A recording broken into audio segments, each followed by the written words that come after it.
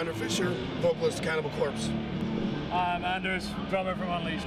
What was the first contact that you had with the Swedish death metal scene?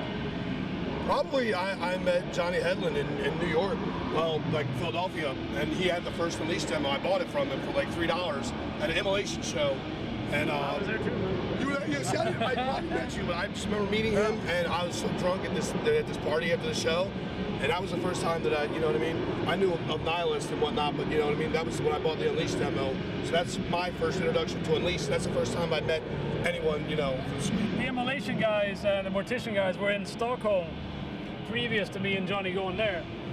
I mean, that was the first time I actually met people from there. You know, it was the same year as '89, I guess.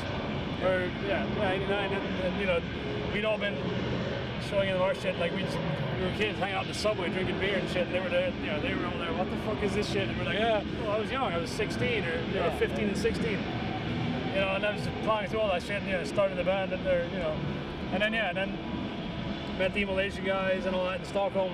Then me and Johnny and his girlfriend at the time, we went over and you know, he was I guess 20 or 21 at the time, and I was like fucking 16. I was just like hanging out in New York. I was staying with Will from Mortician, hanging out with the Immolation guys. Yeah, I met George. We went to all these fucking shows and parties and shit. And this was for me, it was way before I was in a band called Corpse Grinder. You know, that was my first band, and me and a couple of guys were up there just because our drummer, you know, he'd done a fanzine called Chain Letter, and so he had the Entomb demo, he had every demo. He was getting all the demos, you know. And I was writing to some people here and there, but he had this magazine, so we were listening to everything. You know, we were, you know, and he was like, you know, we didn't know that, you know, you guys were going to be up there. You know, we went up there to see Immolation, and I think that was the first Gorephobia show too. And there's everybody there, man. It was just like, well, meeting everybody, and you know, I mean, I'm 19 years old, you know, in 1989, and just like, holy shit, you know, this is.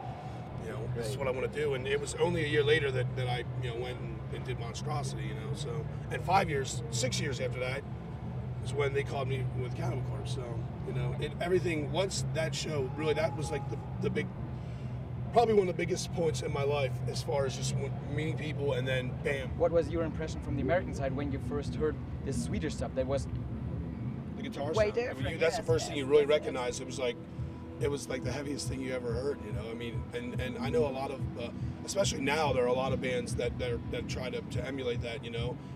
I loved it. I thought all the guys the vocals too were really good. I'm not really as much into all this, you know, the mic cupping vocals. I don't do that. I hold the mic traditionally, like, you know, singing and playing.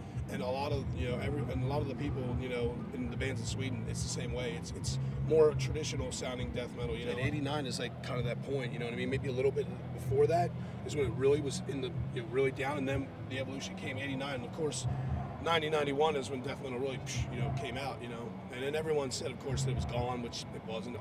We were all here, still doing it, you know. There were bands that came and went. There were bands that started playing some lame stuff, you know, and you know, changed their style. But you know, the real bands, you know, Immolation, Unleashed, we are, you know, Deicide's still here.